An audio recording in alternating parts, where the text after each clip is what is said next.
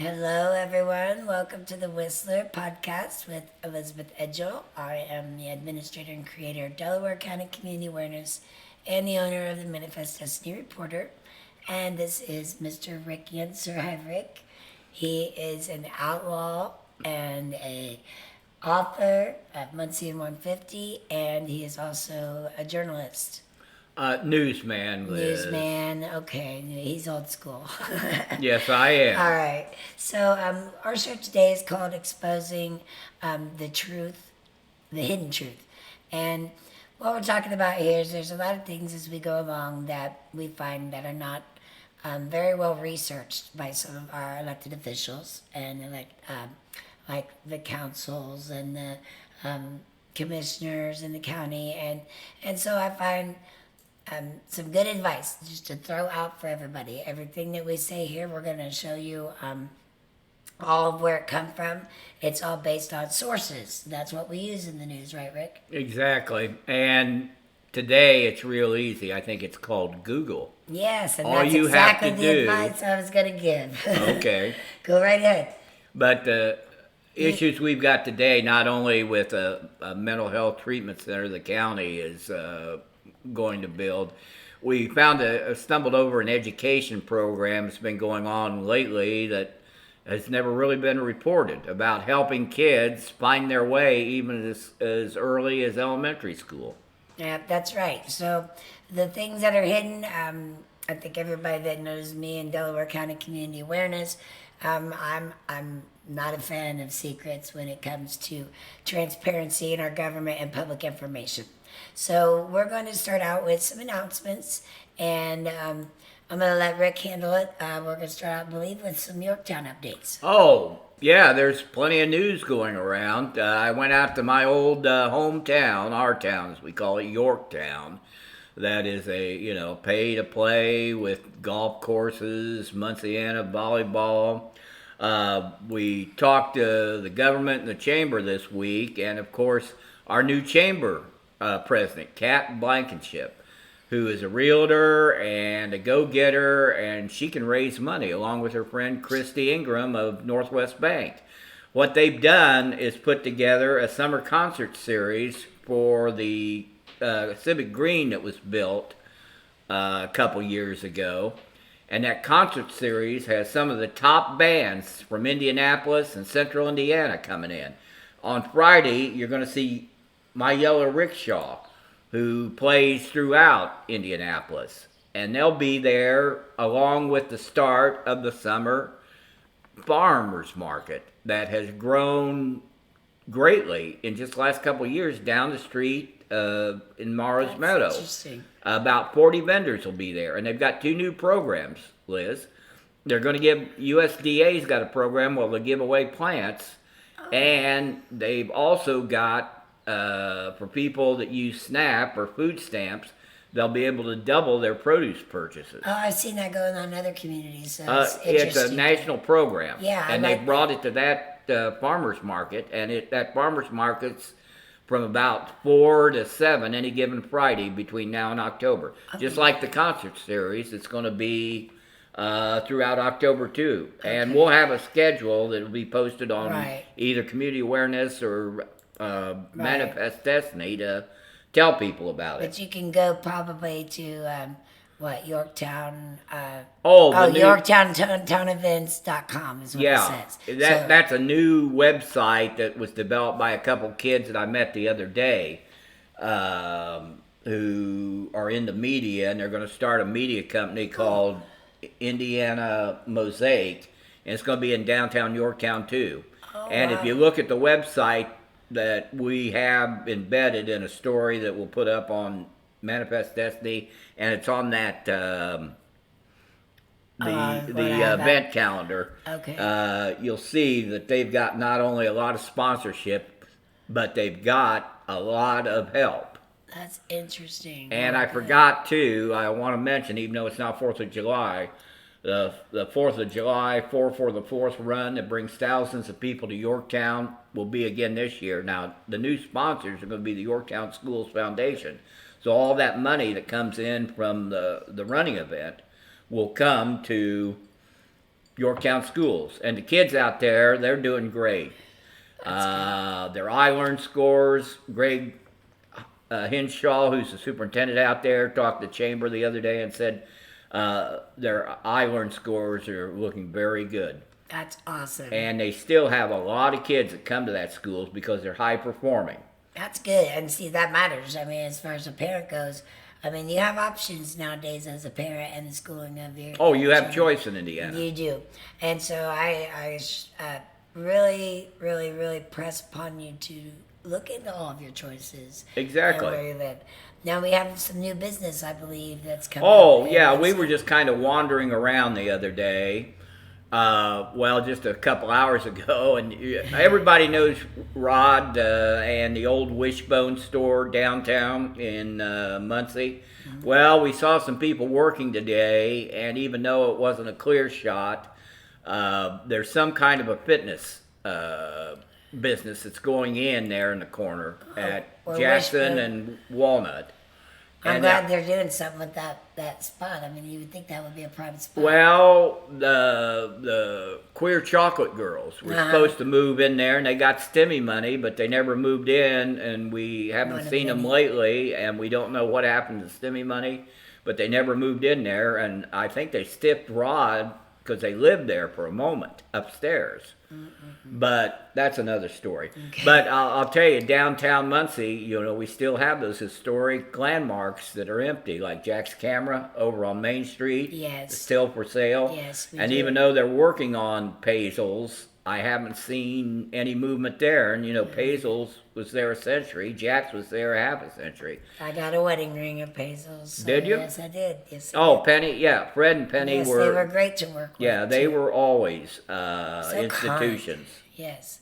So now we have, I believe, the Parks and Riverview update. Oh, yes. Not that I go to every meeting, but I do go to some meetings today. He does go about every meeting. We saw a bid that they took last week for this. Most people probably don't even know what Riverview Park is. It's a little strip of green space across from the river on the old boulevard between 32 and Martin Luther King.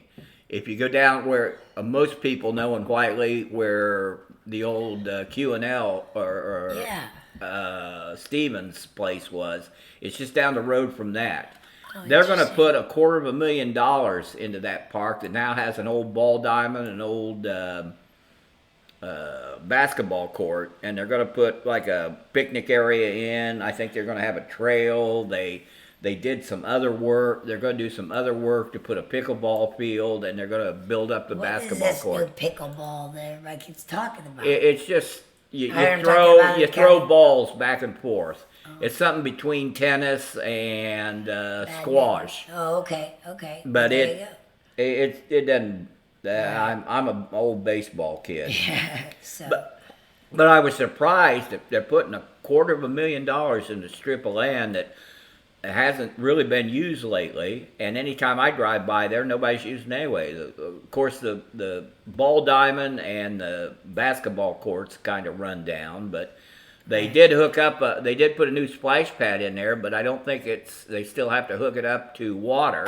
There's no water lines? Well, I don't know, but the part of this project that he gave to Pride Mark, and we all know the Shore, Mike Shore, who brought his family's construction company out of the abyss and created Pride Mark. It does a lot of government, a lot of school work.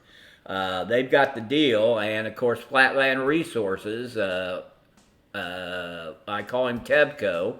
That had the design and the plan work on this. So the mayor's edit fund and STEMI money there are going to pay for these improvements, and you're going to see work this summer. It's one of the most beautiful views of White River, I think, along that stretch between the old railroad crossing and back towards MLK, because they planted willow trees, and I don't think willow trees were ever along White River, but it is a nice view.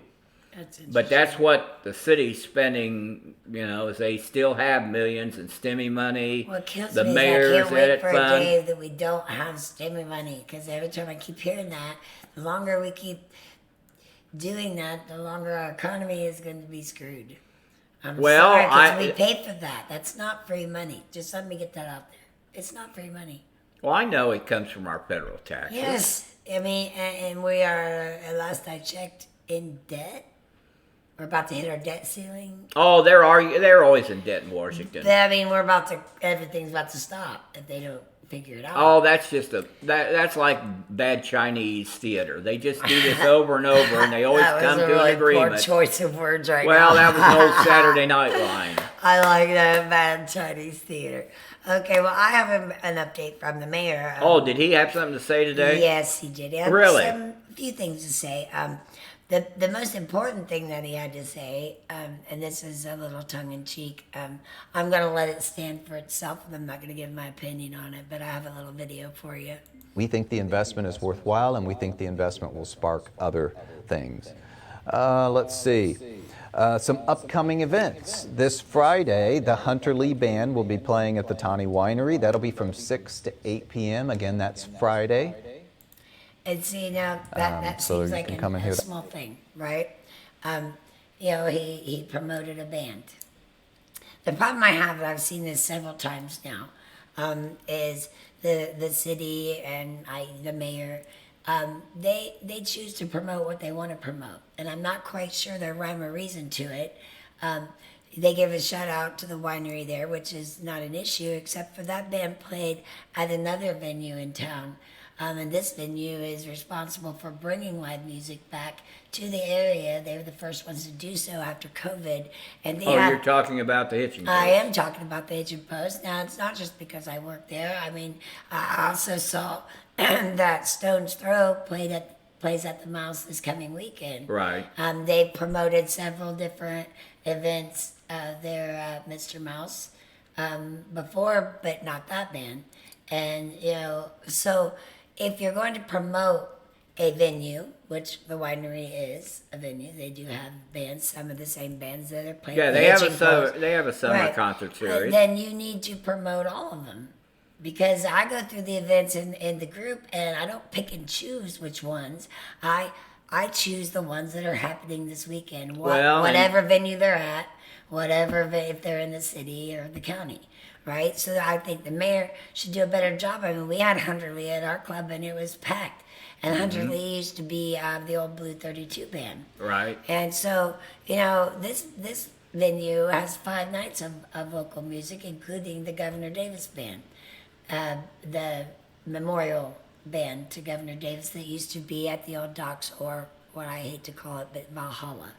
And so there's a lot going on there. They do fundraisers. Never been promoted through the mayor. One of the fundraisers, and I'm going to give a shout out here to my friend Don Morris, who's been looking for his daughter Ashley since 2013, and we've done 2 fundraisers for him, including the last one recently to help him raise money to go down south and get his granddaughter that was found after she was kidnapped. We raised $4,000. Why are people and venues in the community who are doing good work not being recognized? Number one. Number two, why are you picking and choosing what you're promoting? I would suggest that maybe he should just read the monthly calendar of events. Yes. Which would be a closer thing, but I would also... Anything the city's involved with. Yeah, I would also think that probably if you go out there Friday, you'll see the mayor there. So maybe it's his own personal interest. Well, so is he campaigning? I don't know. On the city dime? I don't know. Well, some would say that he has been doing that with several All events. I know is that venue is outside the city of Muncie. So exactly. So it makes no sense to me, and I couldn't help but notice it. Okay. All right, so that's one little part. But then we had, he updated that last week there was an annual run for the fallen, which I guess they travel 140 miles over 3 days. Oh, yeah, that's an annual. Yes, That's and an they annual stop at event. certain places, and what they do when they stop, they read the names of fallen soldiers. Right. And so one of their stops was at City Hall over last weekend, and I love that. I mean, personally, that's more, we need to do more things like that make us inclusive with other areas. the whole state. Yes, instead of dividing. Like Well, that's always I remember when one of the organizers at City Council last month and mentioned all of that. Yeah, then we have the Gilman's grand opening was last weekend too, the mayor said. He said it was packed. That's located on 29th and Madison on the south side. And he said that the Gilman brothers was really excited about their presence over there. They feel like it's going well. They had a soft opening before, but this was their grand opening in better weather. Yeah, it's the only building supply store on the south side of Muncie. And he said a statement that kind of got to me was, What was that? the Southsiders are very happy it's there too. Now that has not been the experience that I've had reading comments in my group when we posted stories about it. Oh, what did they say? Well, they said it's a little high priced. Really? Yeah, and that they would have rather had a grocery store. And so that's just what I got from the group. Okay. And he moved on to tall grass. I didn't include this, but I didn't want to be too tongue in cheek this week. Oh. But he started out saying that he is partially at fault, the mayor, because he sent the wrong Excel list to the groups that are going around taking care of the tall grass cutting. And he sent the wrong list, and when they went to go report to these properties on the list, they were all already completed. So there was a snafu, and the mayor had to send out the correct list. So he says no one gets special treatment, and that they will be, and some places have already been cited for having tall grass anyway. So he said that they are on top of that. Then he went into the Riverbend Flats, which is located there across from the Oasis. Lovely spot, the Oasis. I go there Oh, often. that affordable housing. Yes, which they built those properties literally right across the street from the Oasis's big smoking area deck outside. Right. I was sitting there last Sunday on Mother's Day and looking, and they are right up on the street. I mean, they are right up as close as you Oh can yeah, get they to the built street. that whole. I have a question because I know how loud some of the shows and bands can be, Right. and how loud it can be on a Friday or Saturday night when people are just outside smoking and talking. You know, it can be quite loud, and that's not the Oasis's fault. That's what they've been doing there since they opened. I don't know how long ago. Probably since the 50s. Okay. It used to be a dinner club, but it's Right. always been the O. So it seems a little disrespectful for them to set them up to fail like this by putting a living space right across the street from Well, that. we'll see how they get along as new Yeah, neighbors. and you know, I'm going to watch that. And if there's sound ordinance violations and stuff like that, I'm going to have a problem with that because they were doing business first there. They had no business moving in apartments. And if they were going to, the design is horrible having that one Well, right up by they could have rearranged that because you see they only build on two sides of Yes. the property. And they could have totally done it different. But again, talking about that and that building store, there is one good thing about both those projects that they removed empty buildings, an old Mars store and an old hotel that had sat empty for years. Yes. And well, that is something the mayor has done, is kind Yeah. of clean up Muncie. But the Pizza King that's going in out Oh, what's there. that about? Well, there's already a Pizza King on 12th Street. On the oh south yeah, side. down there by the bait and tackle Yes, place. yes. And what a great bait shop too. I have to give shout outs for that. I love that bait shop. But the mayor said, well, there was some discussion on, I believe, the city page. There was also discussions in the Delaware County Community Awareness Facebook group about whether that was an actual good idea with Pizza King being building a brand new store and closing the other one that's been there for some time. The reason that people are complaining is that Pizza King, as everyone knows, is a little more expensive than Pizza Hut or Domino's or Papa John's.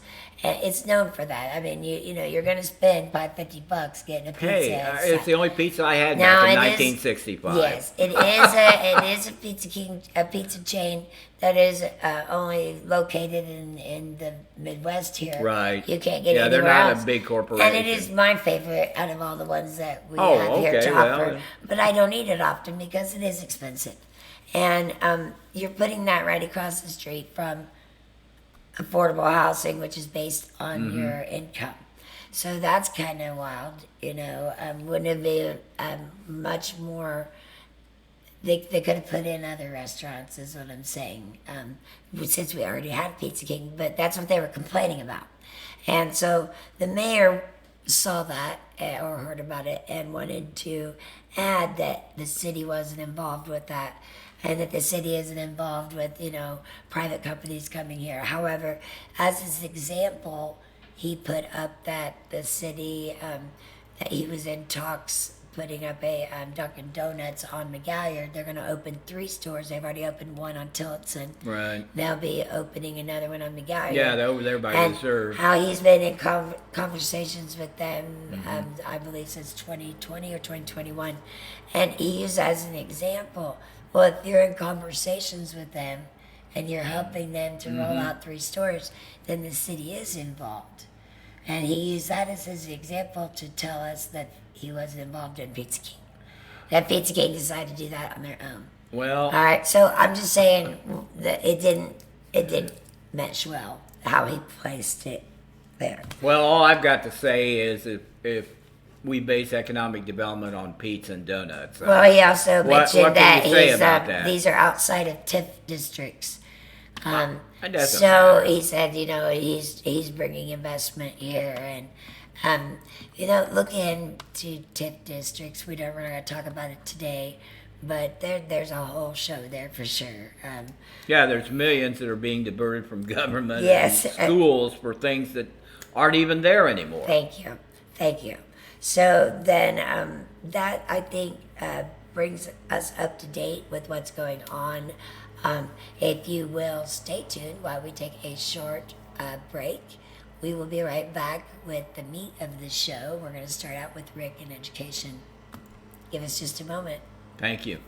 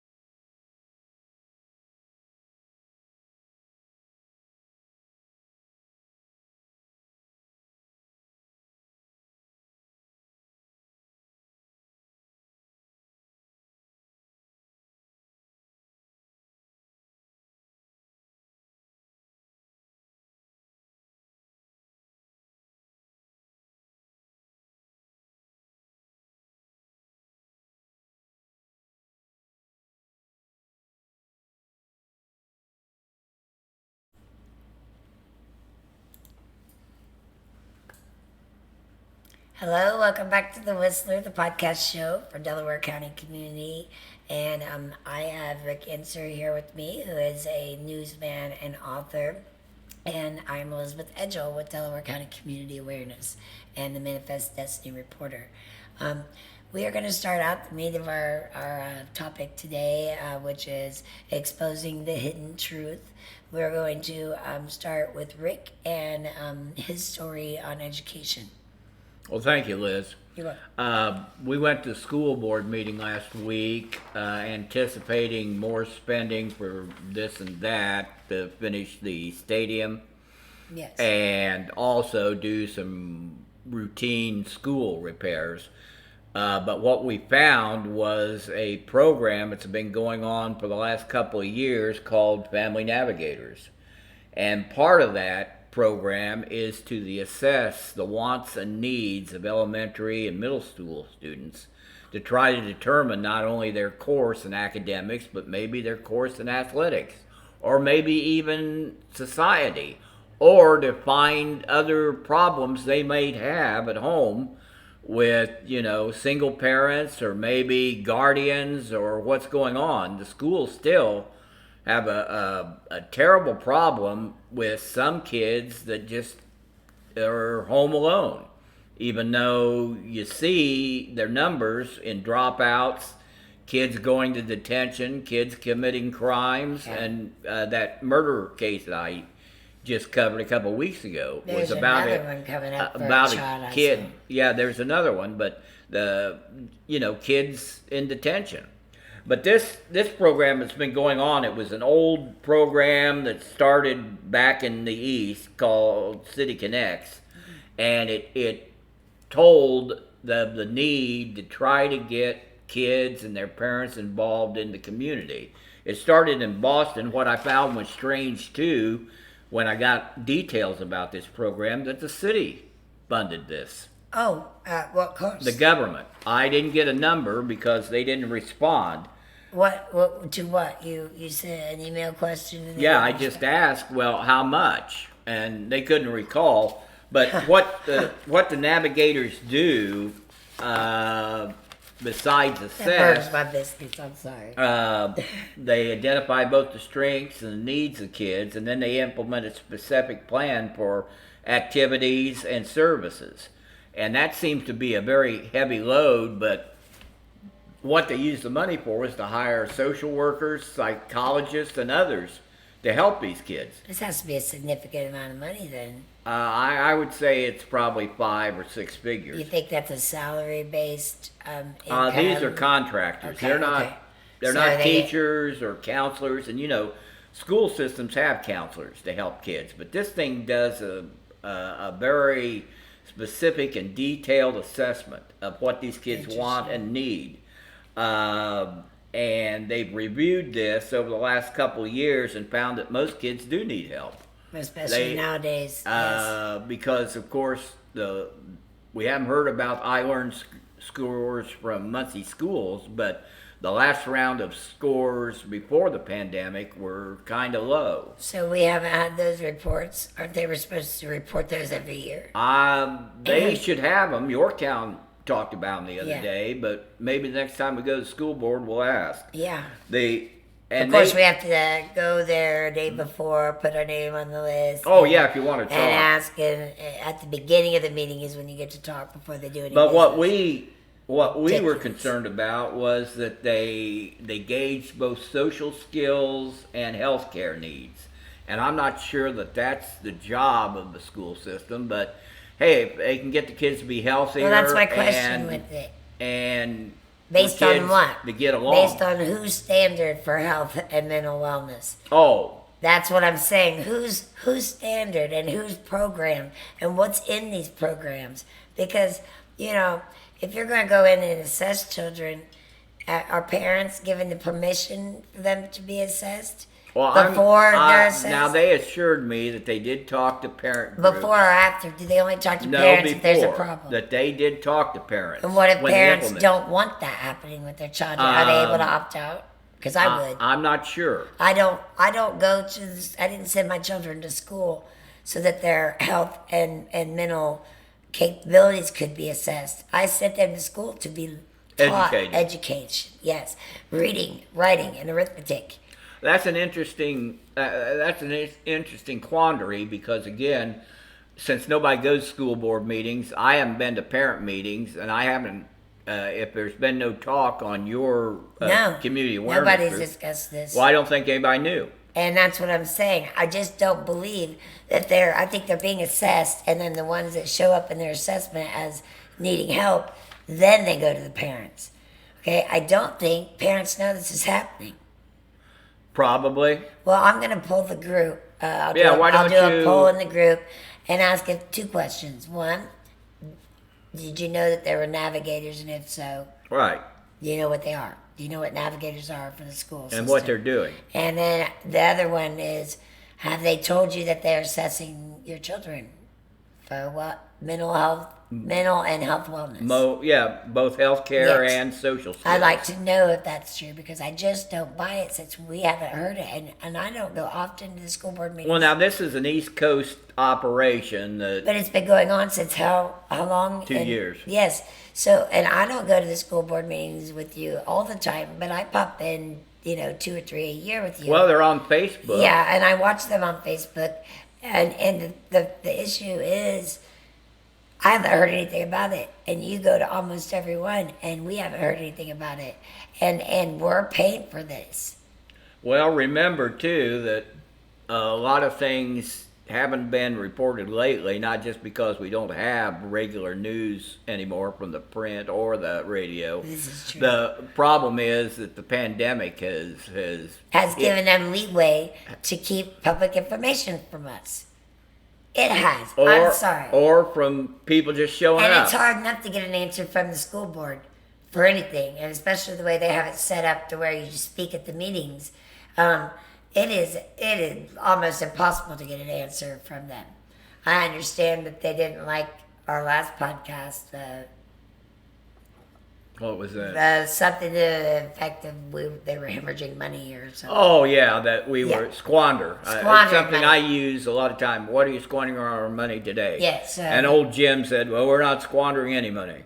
And of course, that's a school system that has over 30 million in cash. Yes, they they've spent millions in improving schools and improving education. Yeah, there's old Jim right there. Yeah, there's old Jim. You can't get an answer from him. Oh yeah, he just likes to he likes to argue because he's a lawyer. But that gives you a clue of this is just one of several schools that have they've done assessments, and you can see by the numbers how many need help, how many See, it want. says 2,423 services were delivered. That means 376 students receiving 3 or more services. And so they had 1,849 prevention, enrichment, and early intervention services, 510 early intervention services, and 65 intensive or crisis intervention services. Now, I don't mind this myself as far as what they're actually doing, but the problem I have with it is the lack of transparency on the program itself, what it's based on, what policies, who's setting the standard, and what kind of assessment they have, which lists somebody as needing intensive as opposed to prevention.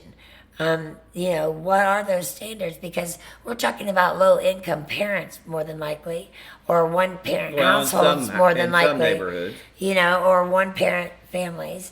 They're struggling, yes, but I don't know. People in this area aren't real welcoming to you being intrusive on how you raise your children. And health and mental wellness is a big blanket statement that can encompass many things. So are these parents that are receiving the services for their children, are they educated enough to make these decisions to allow it of themselves? Do they even know what's going on, or do they just get a letter sent home? All I know is that they did talk to parents a couple of years ago. But couple years that's ago. dated. And that's all I'm saying. It's fishy. It's shady, and only because that's what happens when transparency isn't sought to. When you don't Well- make sure that you're telling somebody, I mean, we're the taxpayers. Oh, yeah. I don't even have children in the school system. Yeah, I we're never paying have. for it. I've lived here 40 years. My children went elsewhere. I still am appalled at the lack of understanding that we are an economically hit area. We have a lot of people who are disabled. We have, I think it's 17% of our population is disabled. Oh, there are a lot of people in need. Then there's a lot of people here, the education level of 6th grade, and then not even finished high school. I can see that in the census numbers, and so can you, by the way. All you got to do is go to your census online. Yeah, if you can Right? count, you know. And so when you have a bunch of people out here that have children that are of a 6th grade or not even a high school education, and or disabled, are they able to understand exactly what's happening here? And if they decide that you have an intensive need for services, Crisis. I mean, what crisis? Does that include CPS coming in now and alerting other? Well, I think the state has a relationship with public schools And that's to it. intervene if there's a crisis situation, if there's somebody that's dropping out, somebody The reason brought there's a a gun crisis- to school, or They kids should that start are. with the parents, and they should do what I try to do. Well, and they have to- educate these Yeah, parents. they have to do that, but a lot of parents are not going to. They're not going to Look, participate. it's a hard process, and I've learned that in Delaware County Group. First is most people that made fun of what I was doing there when Where? we were talking about government officials or elections or school boards, they made fun of it. Now people make fun of things they don't understand. All right, but I put up tons of interactive learning guides. We talk about how things work.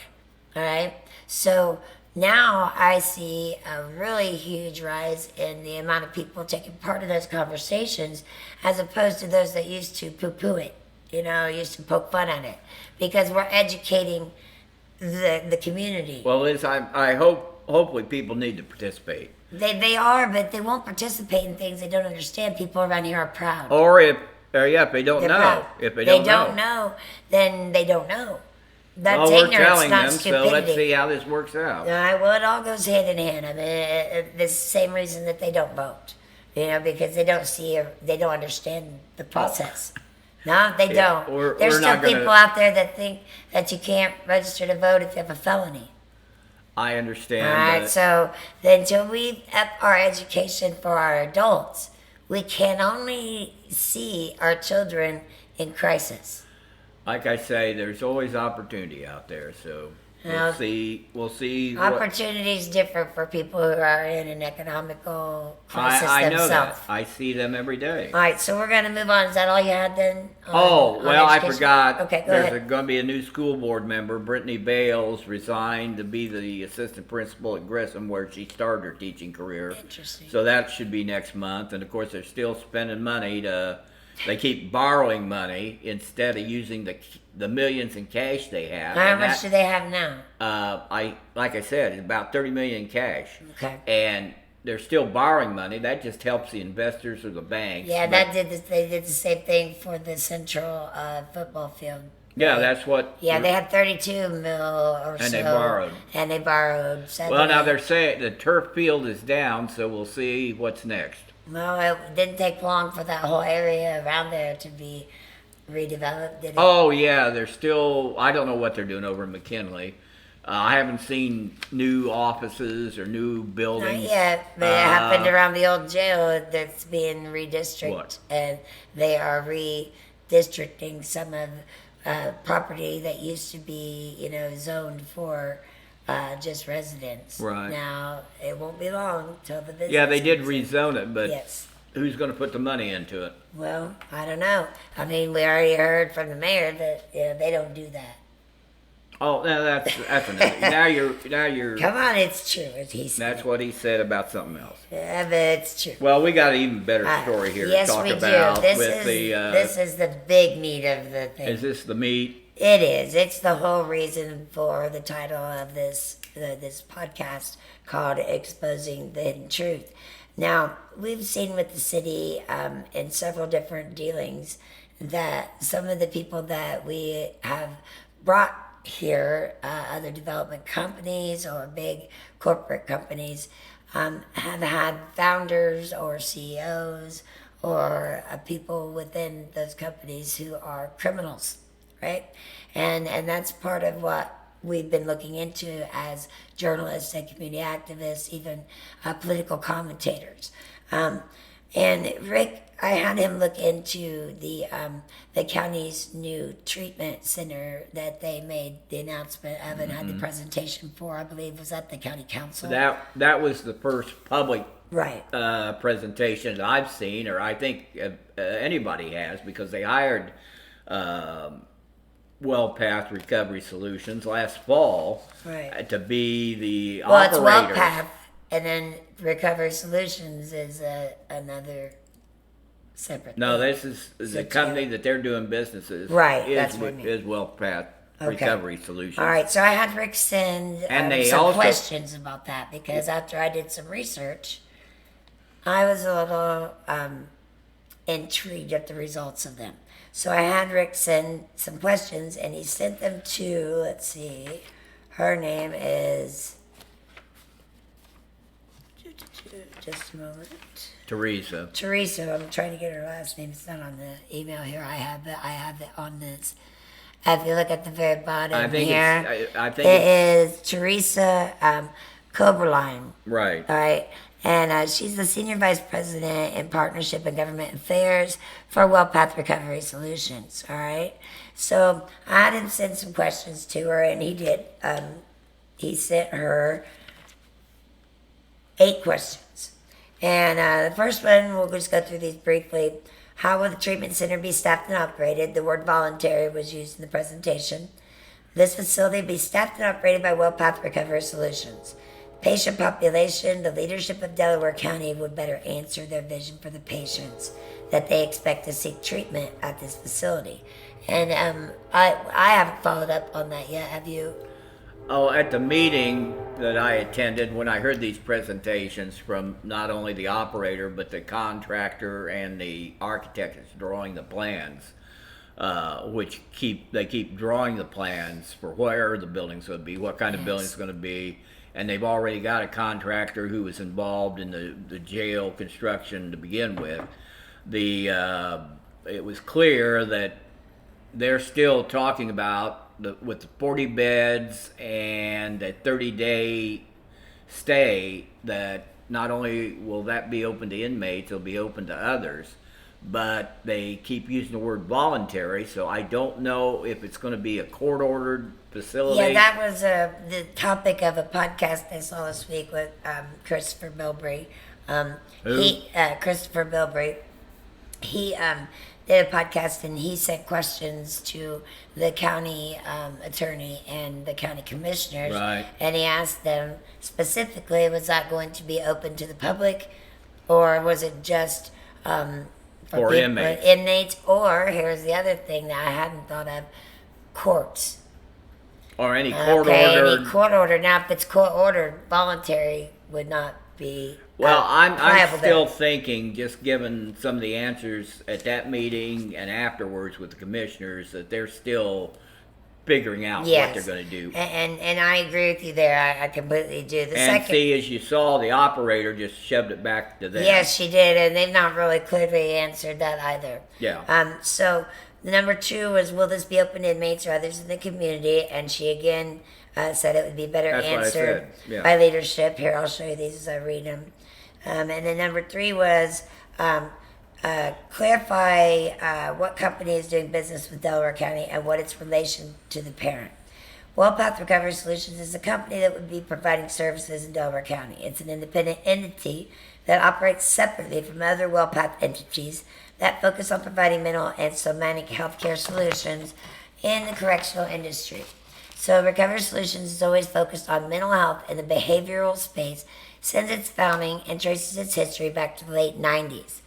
And Recovery Solutions was later acquired by Correct Care Solutions, which later became WellPath.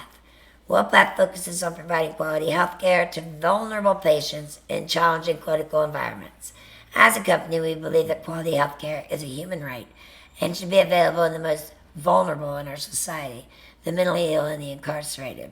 So then the next questions, number 4 was, there was a 2002 story in Prison Legal News, and I will be showing that story here in a moment, that identified Jack Boyle as CEO and founder of WellPath regarding his conviction on fraud and bribery in a Virginia case. What relationship is that man and company to yours? Her answer, as you can see here, was Jerry Boyle is not involved with WellPath Recovery Solutions. Now, let me open up that article for you. That way you can see. Let's see, which one is it? I want to get the right one. Well, Jerry left that Yes. company We'll a do couple this years one ago right when here. he was indicted and convicted of. Okay, there's the headline. Okay, you can literally type that headline into Google, and all I did was Googled WellPath Recovery Right. Solutions, bad press. Mm-hmm. Okay, that's what I do for everybody that we are doing business with. And in this story, as you can clearly see, the WellPath founder and CEO pleads guilty to a federal bribery charge. And that was on Friday, January 18th, 2022, 3 days before the sentencing in a pay-to-play bribery and corruption scandal involving health care at the city jail in Norfolk, Virginia. Attorneys for disgraced former Sheriff Bob McCabe filed a motion for a competency hearing, claiming his mental health had declined drastically since his conviction. Now, this legal maneuver means that the 63-year-old will likely not face sentencing. He could have gotten up to 20 years. Before his partner in the 13-long scheme, Gerard Francis Jerry Boyle, okay, so they were in business together. They were partners. All right, so the other guy's not going to face sentencing because he's been found mentally unstable. But the former CEO of the jail's longtime healthcare contractor, Correct Care Solutions, which is what WellPath was prior to WellPath buying out the company, right? Boyle created companies all his life on inmate health care. Yes, and it said that he's set to be sentenced in late February 2022 up to 5 years in prison after pleading guilty in October 2021 to conspiracy to commit honest services mail fraud by paying bribes for the jail's $3.2 million annual health care contract. All right, so it underscores the potential for corruption in the provision of medical care at jails and prisons, one of their largest budget items. According to the Urban Institute in 2013, about 9 to 30% of correction costs can go toward prisoners' health care. All right, so to reduce these costs, they've turned to private vendors, all right? So he ran one of these companies. He began his career at corrections as a guard in Massachusetts Bridgewater State Hospital, and he rose to become its superintendent over a 15-year tenure. There he glimpsed a vision of the future in which privatization would be his golden ticket.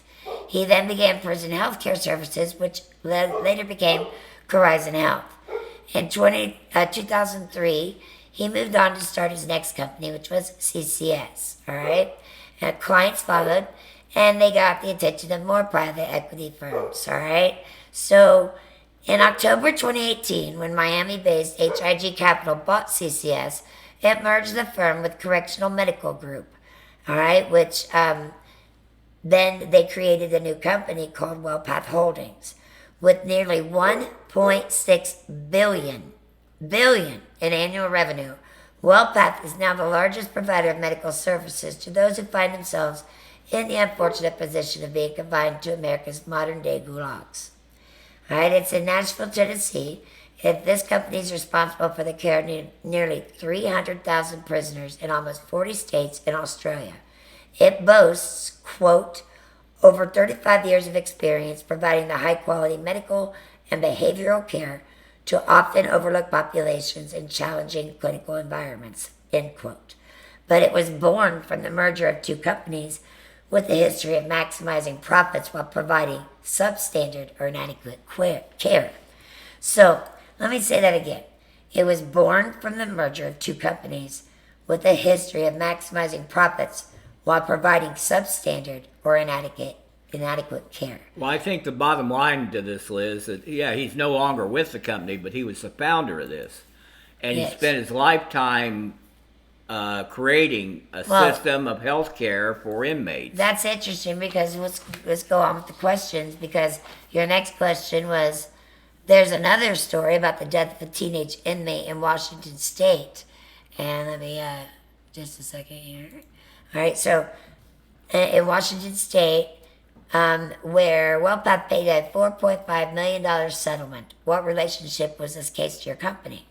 This is not related to WellPath Solutions, and you can see that answer right here, just so we're transparent. Right there. There you go. All right, so that's interesting to me because here's that story. All right. Here we have a gentleman, a teenager, who Edwin Budge, and they said his attorney said that he literally died of thirst. At the time, the infirmary was run by Correctional Care Solutions, or CCS, the corporate predecessor of WellPath, both Tennessee-based firms, one of the country's largest private healthcare providers to prisons and jails. All right, they reported in 2017 revenues of $1.3 billion. This 18-year-old's death, he wasn't even supposed to be at that jail. All right, so his family had called the crisis response unit in March of 2016 because he was experiencing a mental health crisis. He had long suffered from mental illness characterized as bipolar or schizophrenic. Now, at CRU, a counselor observed him talking to angels and hitting himself, and he was unable to understand basic questions. So she called the police department to transport him to the hospital. Instead, they arrested him on an outstanding misdemeanor warrant and transported him to the county jail. So he was confined in an isolation cell with no bed, toilet, sink, or access to drinking water. Nothing but 4 padded walls, a floor, and an overhead light burning 24 hours a day. So they had people look in on him, but no one made any effort to provide him medical attention. And so she realized he hadn't had anything to eat or drink for 2 days. So she submitted a routine referral to CCS, the jail's contracted medical staff. All right, so they responded to it 4 days later, and that's the date she claimed to receive it. Well, actually, they say it's a full week after he was booked into the jail. All right, so she observed him through the window of his cell door, noting that he was lying naked on the floor, face down and singing. Though the referral indicated he had not had food or drink in 4 days, she didn't help or summon emergency medical personnel, and she didn't even take his vital signs. So the next day, he was discovered dead. All right, he was face down, covered in feces. He had lost 38 pounds in 8 days. So yes, this person died in the care of CCS. Now, here we're going to go back to the questions because the next question is pretty important. She goes through in the next question and explain the corporate structure of this company, how it evolved. We've already kind of gone through that ourselves, and if you care to read that, you can. But we want to go to the questions after that.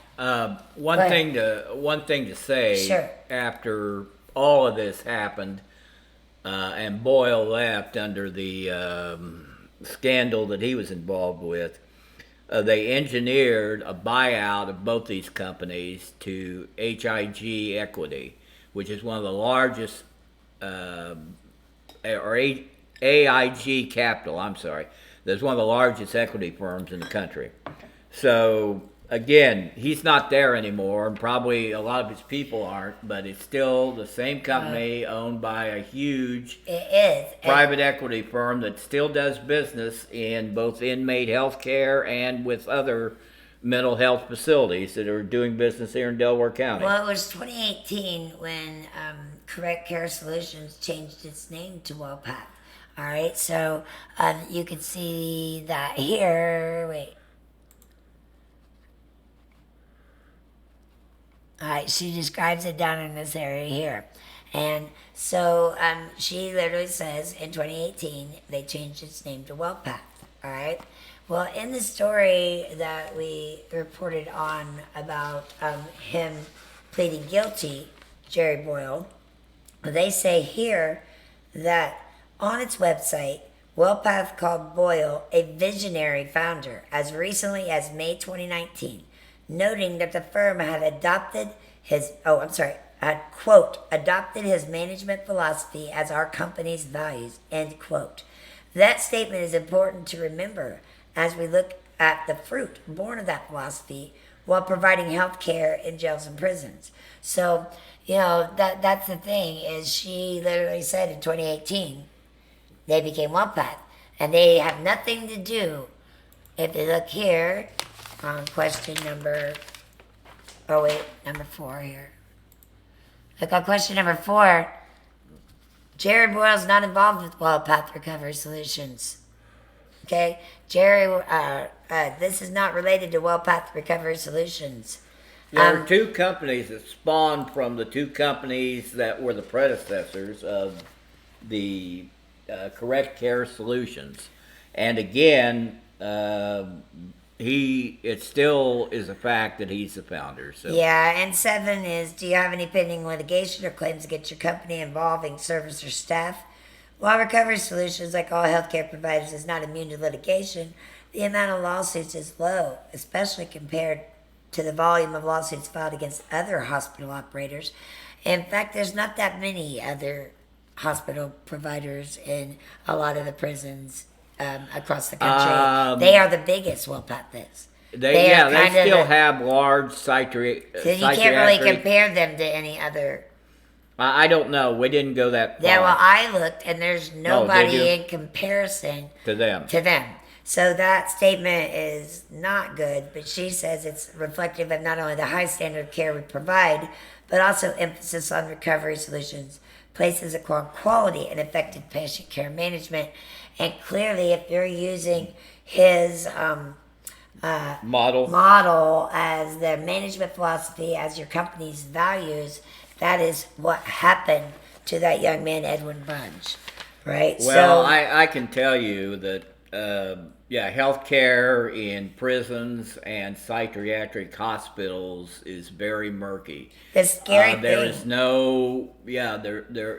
there isn't any oversight of this. Because, again, if you're incarcerated, you can't, that's what I say, there's no oversight. No. There was somebody that was at the meeting the other day that I know, Lynn Whitty, who's she's a very big advocate in the addiction community, and she also works in doing inmate assessments for the jail. Mm-hmm. And like she said, that these people were okay, but I didn't know at the time until we got the research and then did some more investigation that all of this spawned from what the founder did, how he was cast out, how they recreated the companies, how they sold the equity firm, and it's still very, very murky. Just owning the business, maximizing profits. Providing substandard. Well, that's what equity firms do. They want to come in and get as much money as they can, then they'll sell it off. And then,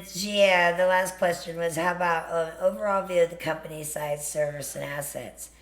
WellPath Recovery Solutions has over 25 years experience. That's what she says there, right? So 25 years experience and currently operates in 10 states, including experienced civil, forensic, adult, children, adolescent, and geriatric populations.